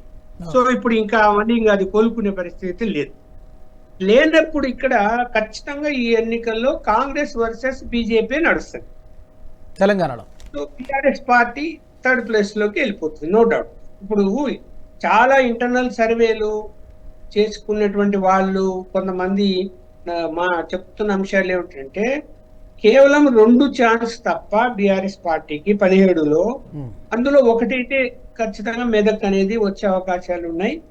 రెండోది బై గాడ్ గ్రేస్ ఏదైనా ఒకటి రావచ్చు అన్న పద్ధతిలో ఎవరి నోట విన్నా ఏ సర్వేలైనా అయ్యే చెప్తుంది. అంటే ఆ స్పేస్ ని, ఆ కోల్పోయే సీట్లని ఎవరు తీసుకోగలుగుతారు? బీజేపీ తీసుకోగలుగుతుందా, కాంగ్రెస్ తీసుకోగలుగుతుందా అనేది అదే చెప్పబోతున్నా. ఇక్కడ ప్రమాదం ఏమిట్రా అంటే, సరే ఒక ప్రమాదం బీఆర్ఎస్ పార్టీని థర్డ్ ప్లేస్ లోకి పంపించేశాము. ఏది అసెంబ్లీ ఎన్నికలు రావటం అనేది, ముందు రావటం అనేది ఒక అడ్వాంటేజ్ బీజేపీ. సరే బీజేపీకి 8 సీట్లే వచ్చాయి, యాక్చువల్ గా 22 సీట్లు రావాలి లెక్క ప్రకారము. 14 సీట్లు పోగొట్టుకున్నాము వివిధ కారణాల వలన. అది బీజేపీ తప్పిదాలే అందులో ఎక్కువ ఉన్నాయి అనుకున్నా. ఇప్పుడు ప్రజలు అలాంటి ఆలోచన చేయటం లేదు. కేంద్రంలో ఖచ్చితంగా నరేంద్ర మోడీ గారు ఓటు వేయాలనే ఆలోచనలో ఉన్నారు. ఉన్నప్పుడు ఏమైపోతుంది, కేంద్రంలో మళ్ళీ బీజేపీ ప్రభుత్వం రాదు, కాంగ్రెస్ తో ఉన్న ప్రతిపక్షాల కూటమి వస్తుందేమో అని ఎవరు జనం నమ్మడం లేదు కదా. నమ్మనప్పుడు ఇక్కడ కాంగ్రెస్ పార్టీ వైపు ఎందుకు మొగ్గు చూపుతారు ఈ ఎన్నికల్లో? అప్పుడంటే ఏమైపోయింది, అసెంబ్లీ ఎలక్షన్ లో ఎట్టి పరిస్థితుల్లో కేసీఆర్ ను ఓడించాలా, ఆల్టర్నేట్ ఎవరు, బీజేపీ కాదు, కాంగ్రెస్ కి వేయాలి, వేశారు ఓట్లు. బీజేపీకి పడవలసిన ఓట్లు కూడా కాంగ్రెస్ పోయాయి. ఇప్పుడు పోయే అవకాశమే లేదు ఇంకా. కాకపోతే ఏంటంటే బీజేపీ సొంతంగా మళ్ళీ తప్పులు చేసుకుంటే, అంటే కోఆర్డినేషన్ లో ఫెయిల్ అయిపోయినా, పోల్ మేనేజ్మెంట్ లో ఫెయిల్ అయిపోయినా కొన్ని సీట్లు పోతాయి. అలాగే అసంతృప్తి కొంతమంది నాయకుల మీద, ఇప్పుడు నరేంద్ర మోడీ మీద ఉన్న ఇమేజ్, బీజేపీ పార్టీ మీద ఇమేజ్ ఇది ఒక వైపు అయితే, ఈ యొక్క అభ్యర్థులు రెండో వైపు కదా. అభ్యర్థులు కూడా చూస్తారు కదా, ఇతను పనికి వస్తాడా, పనికి రాడా, ఇతను ఏం చేశాడు, కేంద్ర మంత్రిగా ఏం చేశాడు, పార్లమెంట్ మెంబర్ గా ఏం చేశాడు. ఇప్పుడు ఎందుకు ఇప్పుడు ఫస్ట్ లిస్ట్ లోనే ఆదిలాబాద్ స్వయం బాబురావు కొన్ని స్వయం తప్పిదాలు చేశాడు ఆయన. కానీ ఒక్కోసారి హవా ఉన్నప్పుడు, లక్ష్మణ్ గారు, ఒక్కోసారి హవా ఉన్నప్పుడు ఎలా ఉంటుంది, దేశం అంతా ఒక మూడ్ బిల్డ్ అయినప్పుడు, ఒక మూడ్ క్రియేట్ అయినప్పుడు అభ్యర్థులతో సంబంధం లేకుండా కూడా గెలిచినటువంటి పరిస్థితి మనకు చాలా చూడొచ్చు. అది దేశవ్యాప్తంగా కావచ్చు, పక్క రాష్ట్రంలో గత ఎన్నికల్లో ఏపీలో కూడా అసలు అనామకులు కూడా గెలిచినటువంటి సందర్భాలు చూస్తూ ఉంటాం. అలాగే ఇప్పుడు ఇవాళ ఉన్నటువంటి పరిస్థితి కూడా దాదాపు అలాగే కనిపిస్తుంది. ఎస్పెషల్లీ అయోధ్యలో రామమందిర ప్రారంభోత్సవం తర్వాత ఒక్కసారిగా రాజకీయ వాతావరణం మారిపోయినట్టుగా కనిపిస్తోంది. ట్రెండ్ అయితే మారిపోయింది, నో డౌట్. ఇప్పుడు దేశవ్యాప్తంగా ట్రెండ్ అయితే మారిపోయింది. కాకపోతే ఇక్కడ అధికారంలో ఉన్న కాంగ్రెస్ పార్టీ వాళ్ళ వ్యూహం వాళ్ళకు ఉంటది, అధికారం చేతిలో ఉంటది, డబ్బులు కూడా వాళ్ళ దగ్గర పుష్కలంగానే ఉన్నాయి, ఏమి ఇబ్బందికర పరిస్థితులు ఏం కనపడడం లేదు. మరి తక్కువ పీరియడ్, ఒకవేళ ప్రస్తుత ముఖ్యమంత్రి మీద ఏమైనా అసంతృప్తి అంటే ఈ తక్కువ పీరియడ్ లో ఏం అసంతృప్తి ఏం బయటపడదు కాంగ్రెస్ పార్టీ మీద. కొంత వాళ్ళ ఇన్ఫ్లుయెన్స్ పనిచేస్తుంది కదా, పనిచేస్తూ ఉన్నప్పుడు వాళ్ళ నెట్వర్క్ పనిచేసి ఇప్పుడు ఏమైందంటే అంత డబ్బుతో ఇంపార్టెంట్ అయిపోయింది, money is the more important అయిపోయింది కదా. ఎక్కడ డబ్బు కుమ్మరిస్తారో అక్కడ నాయకులు, చోటా నాయకులు అందరూ మారిపోయే పరిస్థితి వచ్చింది. ఇప్పుడు మీరు నమ్ముతారో నమ్మరో, హైదరాబాద్ సిటీలో heart of the town, heart of the area Gandhinagar ఏరియాలో నా ఓటు హక్కు అక్కడే ఉంది. నేను అక్కడ పోలింగ్ కేంద్రానికి పోతే సాయంత్రం లేటుగా టిఆర్ఎస్ పార్టీ వాళ్ళు, అధికార పార్టీ వాళ్ళు క్యూలో నిలబడుకొని రీసైక్లింగ్ చేస్తున్నారు. లోపల ఏజెంట్లు ఎవరు కనపడలేదు, 2 కనపడ్డారు, అయ్యే పార్టీ తెలియదు. పోలీసులు బయట ఊరికి సైలెంట్ గా చూస్తున్నారు. సిటీలోనే రీసైక్లింగ్ చేసుకున్నారు, అధికారంలో ఉన్నారు కాబట్టి. కాబట్టి ఇప్పుడు కాంగ్రెస్ పార్టీ కూడా అధికారంలో ఉంటే ఏం జరుగుతుంది? మరి వాళ్ళు కూడా అలాంటి ఆలోచన చేయరా? ఆ విధంగా చేయరా? మరి ఏం ఆపగలిగింది బీజేపీ ఇక్కడ? ఏం ఆపగలిగిండ్రు వీళ్ళు? కేంద్ర మంత్రి ఉండి ఏం చేసిండ్రు? పార్లమెంట్ మెంబర్లు ఏం చేసిండ్రు? ఆయన సికింద్రాబాద్ పార్లమెంట్ పరిధిలోనే ఏజెంట్లు లేని పరిస్థితి, లేకపోతే ఏజెంట్లు అమ్ముడుపోయారా? ఏం జరిగింది అక్కడ? అక్కడ పోతే మమ్మల్ని రిసీవ్ చేసుకుని బీఆర్ఎస్ పార్టీ కార్యకర్తలే బయట ఉన్నారు. ఒక్క బీజేపీ కార్యకర్త నా కంటికి కనపడలే అక్కడ. అడిగితే కూడా లేరు అన్నాడు. మరి ఇవన్నీ పోల్ మేనేజ్మెంట్ అంటాం దీన్ని. అక్కడ ఏమైనా ఫెయిల్ అయింది అనుకోండి, అప్పుడు ఏంటి పరిస్థితి? ఇప్పుడు ఎక్కువగా సికింద్రాబాద్ అంటే సిటీ, పల్లెల్లో అంటే మనం ఊహించలేము. కొన్ని సందర్భాల్లో మార్పులు చేర్పులు జరుగుతాయి. సిటీలో అలా కాదు కదా. ఇప్పుడు అసంతృప్తి ఉన్నప్పుడు ఎక్కువగా ఏంటంటే మనలాంటి ఇంటలెక్చువల్స్ మనం బీజేపీ కమిట్ అయి ఉంటాం, వేయాలనుకుంటాం, వేస్తాం. దాంట్లో ఏమి రెండో ఆలోచన ఉండదు. కరెక్ట్, మీరు చెప్పినటువంటి అంశం కరెక్ట్. పోల్ మేనేజ్మెంట్ లో డెఫినెట్ గా పేద వర్గాల వాళ్ళకి కిషన్ రెడ్డి గారు ఏ సహాయం చేయలేదు అనుకోండి, అలా ఆఫీసుకు పోతే ఏదైనా ఒక పలకాలి అంటే వారం రోజులు తిరగాలనుకోండి, విసుగొచ్చుంటారే లేదా? వాళ్ళకు విసుగొచ్చుంటే వాళ్ళు ఓట్లేస్తారా? అలాగే ఆ ఏరియాకు సంబంధించిన బీజేపీ నాయకుడు అస్సలు పట్టించుకోలేదు అనుకోండి, వారి మీద కోపం ఇక్కడ చూపిస్తారు కదా. అందువలన ఇక్కడ సిటీలో ఎందుకు 17 సీట్లు వచ్చాయి బీఆర్ఎస్ పార్టీకి? రాష్ట్ర వ్యాప్తంగా ఫెయిల్ అయిపోయి ఓన్లీ హైదరాబాద్ సిటీలో 22లో 17 సీట్లు వస్తాయా బీఆర్ఎస్ పార్టీకి? ఎట్లా వచ్చాయి అంటే ఖచ్చితంగా బీజేపీ పోల్ మేనేజ్మెంట్ లో ఫెయిల్ అయిపోయింది అని నా అభిప్రాయం. ఓకే లక్ష్మణ్ గారు. కిషోర్ గారు నమస్తే అండి. నమస్తే రాజు గారు. లక్ష్మణ్ గారు చెప్పినట్టుగా ఇక్కడ పర్టికులర్గా పోల్ మేనేజ్మెంట్లో మామూలుగా అయితే భారతీయ జనతా పార్టీకి ఎలక్షన్ మేనేజ్మెంట్లో పోల్ మేనేజ్మెంట్లో చాలా స్ట్రాంగెస్ట్ పార్టీ. బట్ ఇక్కడ పర్టికులర్గా అలా జరిగిందని అనుకుంటున్నారా? తర్వాత మీ దగ్గర ఇంకో క్వశ్చన్ కూడా, అసలు రాబోయే ఎన్నికల్ని ప్రభావితం చేసేటువంటి అంశాలు ఏ ఆధారంగా, ఏ అంశాల మీద ఈ ఎన్నికలు జరగబోతున్నాయి? ముందుగా మొదటి ప్రశ్న, పోల్ మేనేజ్మెంట్లో భారతీయ జనతా పార్టీ అంత ఎఫెక్టివ్గా కొన్ని తప్పిదాలు చేసిందని అనుకుంటున్నారా? ఆయనతో ఏకీభవిస్తున్నారు మీరు? 100% ఇప్పుడు లక్ష్మణ్ గారు చెప్పినట్టు అలా ఉండొచ్చు. బట్ ఎలా ఉంటుందంటే రాజు గారు, పోయినసారి ఏం పోల్ మేనేజ్మెంట్ ఉందని బీజేపీకి 4 ఎంపీ సీట్లు వచ్చినాయి. ప్రజలు సేమ్ బీఆర్ఎస్ ఉన్నింది రూలింగ్ లో, ఓకే, బీజేపీకి సింగిల్ ఎమ్మెల్యే వచ్చినారు 18లో. 19లో 4 ఎంపీలు వచ్చి నెంబర్ 2 ప్లేస్ లోకి వచ్చింది కదా బీజేపీ, కాంగ్రెస్ కంటే కూడా ముందుకెళ్ళి. ఈవెన్ అన్ని ప్లేస్ లో కూడా మంచి ఓట్లు వచ్చినాయి కదా. పోల్ మేనేజ్మెంట్ ఏం లేదు కదా. ప్రజలు స్వచ్ఛందంగా ఓటు వేసినప్పుడు ఆపేదానికి కుదరదు. ఇక్కడ కూడా ఏమైంది, కాంగ్రెస్ వీక్, సిటీలో కాంగ్రెస్ వీక్, బీజేపీ కూడా వీక్ అయింది అనమాట. ఆటోమేటిక్ నేచురల్ అడ్వాంటేజ్ సిట్టింగ్ పార్టీకి అడ్వాంటేజ్ వచ్చింది. బేసికల్లీ కాంగ్రెస్ వీక్ కదా సిటీలో. సో అలాంటి కాంగ్రెస్ స్ట్రాంగ్ ఉండే చోట వేయించుకోగలిగిన వాళ్ళు గెలుచుకున్నారు. ప్రజలు ఏమి డిసైడ్ అయినారు, ఎట్లయినా బీఆర్ఎస్ ని బూస్ట్ చేయాలా, బీఆర్ఎస్ ని పంపించేయాలని డిసైడ్ అయినారు. అలాంటి పరిస్థితుల్లో బీజేపీకి ఆల్టర్నేట్ కాదని వాళ్ళకు సిటీలో కూడా పెద్దగా అనిపించలేదు. కాబట్టి బీజేపీ ఎక్కువ సెకండ్ ప్లేస్ వచ్చింది చూడండి. సో అక్కడ బీజేపీ యొక్క లక్ష్మణ్ గారు చెప్పినట్టు వీక్ ఉంది కాబట్టి అడ్వాంటేజ్ గా బీఆర్ఎస్ గెలుచుకోగలిగింది. ఎందుకంటే కాంగ్రెస్ ప్రత్యామ్నాయంగా ఇక్కడ సిటీలో Congress organisation very weak, plus corporation లా కావచ్చు అన్నింటిలో కూడా వీక్ ఉంది కాబట్టి. సో నేనేమంటున్నానంటే ఆ రోజు 4 ఎంపీ సీట్లు ఎట్టు వచ్చినాయి, ఈ రోజు అడ్వాంటేజ్ ఖచ్చితంగా బీజేపీకి ఉంది. ఇప్పుడు పుల్లారావు గారు చెప్పినట్టు, లేకపోతే సాయికృష్ణ గారు చెప్పినట్టు కొన్ని చోట్ల ఎవ్రీ ప్లేస్ లో మనకు కేసీఆర్ గారు ఫార్ములానే వర్కౌట్ అవుతుంది కాదు కదా. కేసీఆర్ గారుకి ఈ బీజేపీకి డిఫరెన్స్ చెప్తా వింది. కేసీఆర్ గారు 95% క్యాండిడేట్స్ రిపీట్ చేశారు, అవునా? మన అసెంబ్లీలో 95% ఈ repeated. BJP is not going to repeat that much. BJP నాకు తెలిసి మాక్సిమం 75% రిపీట్ చేస్తారు క్యాండిడేట్లు, మాక్సిమం. 75% సిట్టింగ్లకు వస్తుందంటారా? 75% సిట్టింగ్లు ఉంచుతారా అంటే 75% ఉంచొచ్చు మాక్సిమం. అది 25% గ్యారంటీ లేపేస్తారు. అంటే 100 మందిని 25% అంటే 300లో 75 మందిని అయితే లేపేస్తారు. మనం ఢిల్లీ ఎగ్జాంపుల్ తీసుకోండి, 5 మందిని డిక్లేర్ చేస్తే 4 తీసేసిన. I'm just giving an example, okay? So ఖచ్చితంగా ఒక 75 మంది అయితే మినిమం వెళ్ళిపోతారు. ఆ పైన కూడా వెళ్ళొచ్చు, 75 మంది మినిమం అని నేను అంటాను as per my sources, okay? So KCR గారికి ఇక్కడికి బీజేపీకి డిఫరెన్స్ అది. కేసీఆర్ గారు క్యాండిడేట్ డిక్లేర్ చేస్తూ he repeated 95% people, versus BJP is not doing that. మనమే తెలుసు. ఇప్పుడు ఇక్కడ కూడా ఎత్తుకోండి, తెలంగాణలో 75% కదా, ఇప్పుడు 4గురిలో 3 ఇస్తున్నారు. ఇచ్చినారంటే ఆటోమేటిక్ గా 4th పర్సన్ లేదంటే 75% ఉన్నట్టే మన తెలంగాణ ఎత్తుకుంటే. సో ఇంకొకటి ఏమంటున్నానంటే నేను ఎంటైర్ డిబేట్ లో విన్నాను అందరు కూడా. ఆ, తెలంగాణలో మాత్రము ఈసారి ఒక గురు నరసయ్య గౌడ్ గారు కూడా మాట్లాడి విన్నాను. ఒక సర్ప్రైజ్ అయితే వస్తాయని నేను అనుకుంటున్నాను. ఎందుకు అంటే బీఆర్ఎస్ 3వ ప్లేస్ కి వెళ్ళిపోవడం అనేది బీజేపీకి నేచురల్ అడ్వాంటేజ్ గా వచ్చేసింది. ఎలాంటి సర్ప్రైజ్ అంటున్నారు? ఎలాంటి సర్ప్రైజ్ ఉండొచ్చు? ఎవరికి సీట్స్ గెలవడంలో ఎవరు కూడా ప్రెడిక్ట్ చేయలేదు. ఇప్పుడు పోయినసారి 4 వస్తాయని ఎవరైనా ప్రెడిక్ట్ చేస్తారా తెలంగాణలో? ఎవరైనా ఏ పోల్స్టర్, ఏ నేషనల్ లెవెల్ ఒక్క పోల్స్టర్ కూడా ప్రొజెక్ట్ చేయలేదు 4 ఎంపీ సీట్లు బీజేపీకి వస్తాయి. 7 చోట్ల డిపాజిట్ పోయిన నిజామాబాద్ అసెంబ్లీలో 6 నెలల ముందు ఆ సీట్ బీజేపీ 70,000తో గెలిచింది. Just I'm giving an example, కాదంటారా?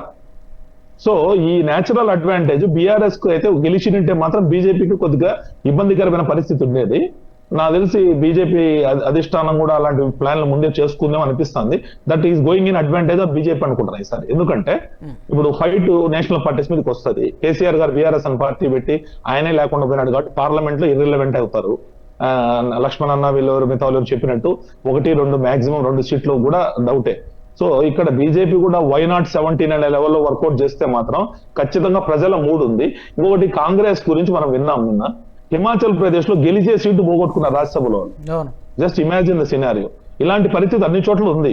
కాంగ్రెస్ కు ఒక్క ఏదో సొలేస్ ఏంటంటే కేసీఆర్ గారు చేసిన తప్పిదాల వలన తెలంగాణ వాళ్ళకు ఒక ఇది మణిహారం లాగా తయారైంది తప్ప ఓవరాల్ గా దేశంలో కాంగ్రెస్ మీద మూడ్ లేదు.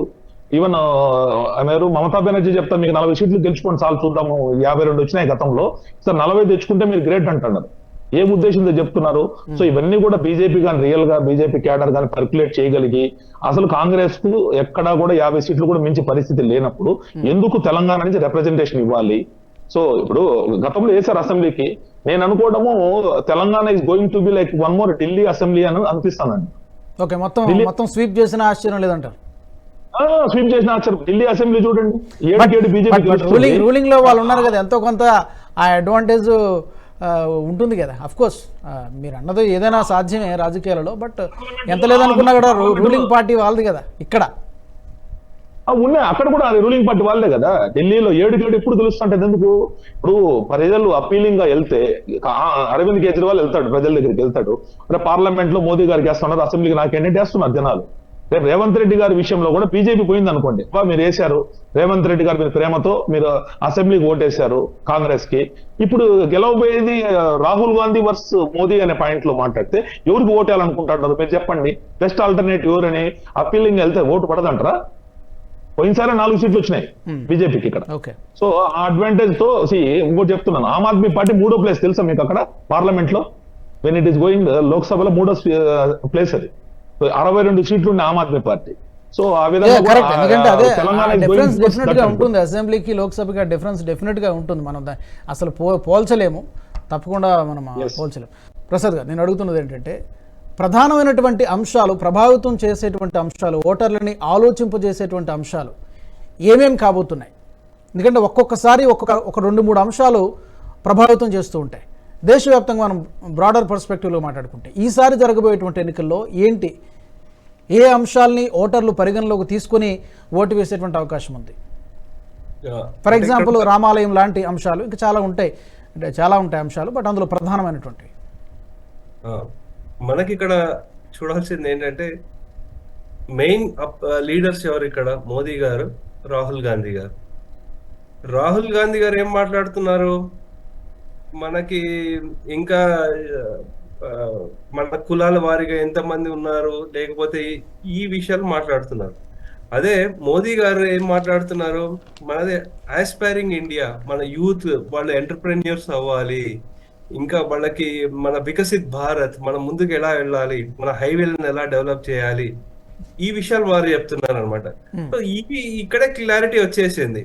సో ఈయన రాహుల్ గాంధీ గారు చేస్తుంది ఏంటంటే ఏదో కొంచెం వెస్టర్న్ వరల్డ్ లో జరిగిన ఈ బ్లాక్ లైఫ్ మ్యాటర్స్ లేకపోతే ఇటువంటివి ఏవైతే ఉన్నాయో దాంతో ఏదైనా మన పెద్ద రెవల్యూషన్ లాగా ఏమైనా చేయొచ్చు అనే ప్రయత్నాలు చేస్తున్నారు. ఇక్కడ ఉండే వాళ్ళని, మన భారతదేశంలో ఉండే వాళ్ళ భారతీయులను నమ్ముకోకుండా అక్కడెక్కడో బయటికి వెళ్ళి మన దేశాన్ని కించపరుస్తూ, సో మన ఏదో అన్యాయం జరిగిపోతుంది, democracy is under threat, freedom of expression, ఇటువంటి మాటలు మాట్లాడుకుంటూ ఆయన తిరుగుతున్నారు. ఇక్కడ మోదీ గారు ప్రతి ఒక్కళ్ళని టచ్ చేసుకుంటూ వాళ్ళని అందరినీ కలుపుకుంటూ ఇలా ముందుకు తీసుకెళ్తున్నారు అనమాట. So aspiring India, aspiring Bharat, Viksit Bharat వజస్ ఈ క్యాస్ట్ డివిజన్ భారత్ ఇండియా, ఇవి రెండిట్లో మెయిన్ కంటెస్ట్ ఉండబోతోందండి. సో ఇంకోటి మన గవర్నమెంట్ ఇప్పుడు బీజేపీ వాళ్ళు డిక్లేర్ చేసిన లిస్ట్ చూశాను. సో దాంట్లో కొన్ని హైలైట్స్ అబ్జర్వ్ చేశాను.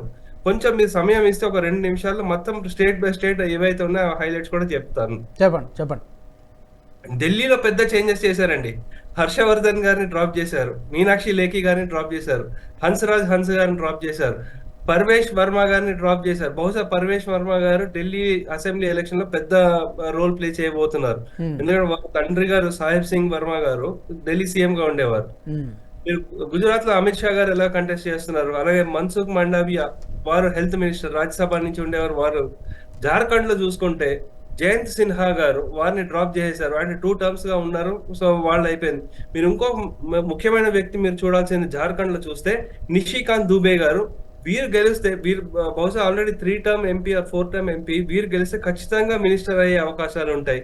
మీరు కేరళలో చూసుకుంటే సురేష్ గోపి గారు ఎలాగో మనకు తెలిసిందే, అలాగే ఒక ముస్లిం క్యాండిడేట్ కూడా టికెట్ ఇచ్చారు. అనిల్ ఆంథనీ, ఏకే ఆంథనీగా వారి అబ్బాయి, వారికి టికెట్ ఇచ్చారనమాట. అలాగే రాజీవ్ చంద్రశేఖర్ గారు మనం చాలా సార్లు చూస్తూ ఉంటాం, ఏషియా నెట్ ఓనర్, అలాగే సెంట్రల్ మినిస్టర్. వాళ్ళు ఏషియా నెట్ ఛానల్లో తరచూ బీజేపీని క్రిటిసైజ్ చేస్తుంటారు, మలయాళం ఆ ఛానల్స్. అయినప్పటికీ వాళ్ళు అక్కడి నుంచి తిరువనంతపురం నుంచి కంటెస్ట్ చేసే అవకాశం ఇచ్చారు. ఎంపీలో మీరు చూస్తే శివరాజ్ సింగ్ చౌహాన్ గారికి విదిశా నుంచి ఇది వరకు కూడా చాలాసార్లు కంటెస్ట్ చేశారు. అక్కడి నుంచి ఇది వరకు అక్కడ సుష్మా స్వరాజ్ గారు కంటెస్ట్ చేశారు. జ్యోతిరాదిత్య సింధియా గారు గుణా నుంచి కంటెస్ట్ చేశారు. అంటే అక్కడి నుంచి వాళ్ళ నానమ్మ గారు కానీ వాళ్ళ తండ్రి గారు కానీ చాలాసార్లు కంటెస్ట్ చేశారు.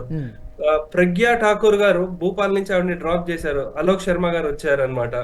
అలాగే రాజస్థాన్ లో చూసుకుంటే మెయిన్ ఇక్కడ అల్వార్ నుంచి భూపేంద్ర యాదవ్ మెయిన్ స్ట్రాటజిస్ట్ గా ఉండి, లేకపోతే ఆర్గనైజేషన్ గా ఉండి, లేకపోతే రాజ్యసభ నుంచి ఉండే వ్యక్తి ఆయన కంటెస్ట్ చేస్తున్నారు. ఓం బిర్లా గారు చూసింది ఆల్రెడీ. గజేంద్ర షెకావత్ మనకి వాటర్ రిసోర్సెస్ అవి చూసుకునేవారు, వారు కంటెస్ట్ చేస్తున్నారు. అలాగే వసుంధరా రాజా సింధియే వారి అబ్బాయి అయిన దుష్యంత్ సింగ్ ఆయన కంటెస్ట్ చేస్తున్నారు. తెలంగాణలో ఇదివరకు అందరు చెప్పారు కాబట్టి ఇంకొక చిన్న చెప్తారు. ఎస్పెషల్లీ హైదరాబాద్ లో వచ్చేసరికి Virinchi hospital versus OIC hospital అవుతోంది. సో అదే ఒకటి. అక్కడ మనం అంటే how difficult it is Prasad గారు, ఎందుకంటే అక్కడ ఒక విధంగా చెప్పాలంటే కంచుకోట. బట్ ఎప్పుడో ఒక సందర్భంలో కంచుకోటకి బీటలు పడక తప్పదు. అది ఇప్పుడు జరుగుతుందా, జరిగే అవకాశం ఉందా, లేకపోతే టఫ్ ఫైట్ ఉండొచ్చా, ఎలా ఉండొచ్చు అనుకుంటున్నారు మీరు? అంటే ఎన్నో సందర్భాల్లో మాధవీలత గారు చెప్పారు, వాళ్ళు కులాలకు అతీతంగా మతాలకు అతీతంగా ఎంతో సేవ చేశాము, ఎంతో మంది స్త్రీమూర్తులకి వారు ఎంతో ఫ్రీగా డెలివరీలు చేశాము.